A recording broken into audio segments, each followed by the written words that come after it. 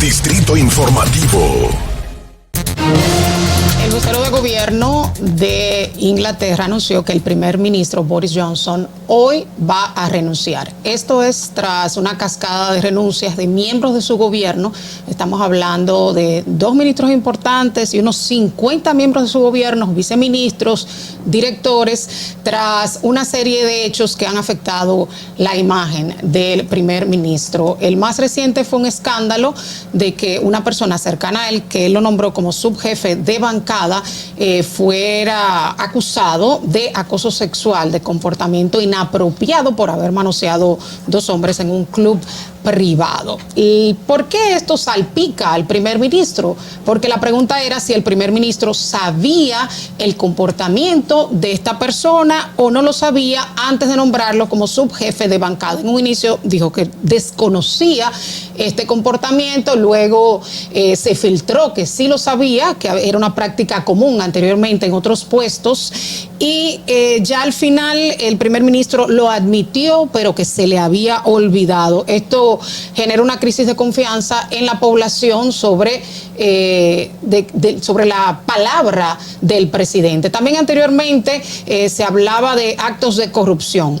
Actos de corrupción en el sentido de que el primer ministro había tomado dinero de los donantes del Partido Conservador para remodelar su casa, para unos viajes al Caribe con su prometida.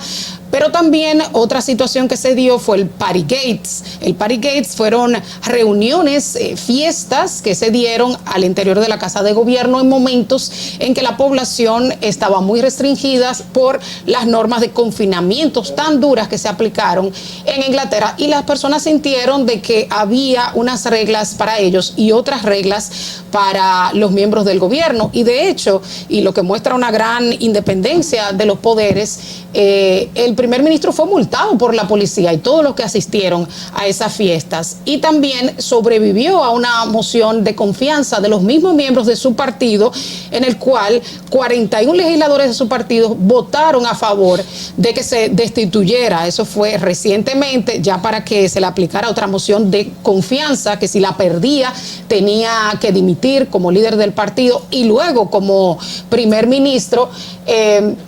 Sobrevivió esta moción, sin embargo lo dejó muy afectado.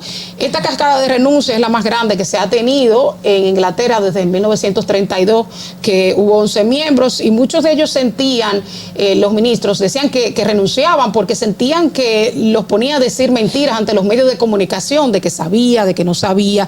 Y anteriormente también se produjo otro caso de un legislador que, además de sus funciones como parlamentario, era asesor de empresas, una de laboratorio y otra de alimentos, lo que chocaba con los intereses, con sus funciones, porque sí pueden tener 2 trabajos los parlamentarios, pero no puede chocar con los intereses. Entonces el parlamentario había utilizado las oficinas públicas para recibir personas de ese otro trabajo, había utilizado el membrete de la Cámara de los Comunes y había intercedido a favor de estas personas para las cuales él trabajaba. ¿En qué tiene que ver esto el primer ministro? Bueno, él apoyó que se modificara el comité de ética, y con eso se iba a caer una propuesta de que se le diera una licencia a ese ministro y que sus propios electores pudieran decidir si querían en una consulta seguir con él. El ministro de Salud dimitió también porque se le encontró una fotografía en la cual se encontraba besándose y abrazándose con su amante en momentos de restricciones del COVID. Y el de Economía, el de Hacienda, tenía una política diferente al primer ministro, o sea, quería mayores restricciones en momentos en que la inflación interanual en el Reino Unido es un 9,1%, en Inglaterra. Y tenía ambiciones diferentes. El primer ministro no estaba de acuerdo con las restricciones de un economista que preveía una ola inflacionaria. Sobre esto me llamó muchísimo la atención, no solo el hecho de que vaya a renunciar, por lo cual es muy relevante, sino que también la capacidad de asombro que tiene la sociedad inglesa, el nivel educativo de poder exigir y demandar de sus gobernantes que sea un escándalo que el presidente remodele su casa con dinero donado, con dinero de un millonario se vaya de viaje, que sea un escándalo que un presidente sepa, que un primer ministro sepa anteriormente un comportamiento inadecuado de una persona.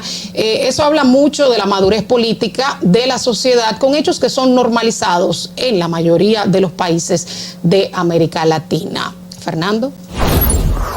Distrito Informativo.